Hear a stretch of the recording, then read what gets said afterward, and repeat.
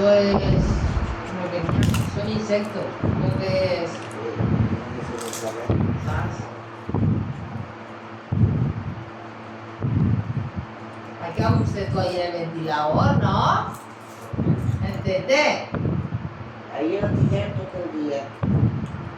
Todo el Hombre, día. que con una calor. Yo estoy que ahora estoy trabajando esa de Matí, cuando acabe de Matí, nadé, y después diré. Y tú cuando acabas de trabajar, Voy a estar acá limpiando. no, esta vez, bueno. Porque al ser de fibra, como que el agua se calienta un poquito más que si fuera de obra. Se hace bien. No, pero está quitando por la comprar focos para el patio. Y ahora está porque está todo de forage. Y se ve que es que els anteriors tenien un toldo y tenen tots els tornillos para acá afuera.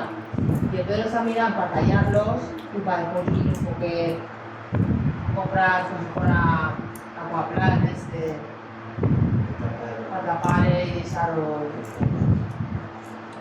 Y también la columna, también de ahí, yo no sé, cuando tienen un pastor de carro. ¿Y ahí un toldo? Sí, tenían un toldo, lo que es el porche, un toldo de tapaba todo, sí, que les fotos que fa y se veu. Ahí no está de más, pero Pero me llevaré de la cuina.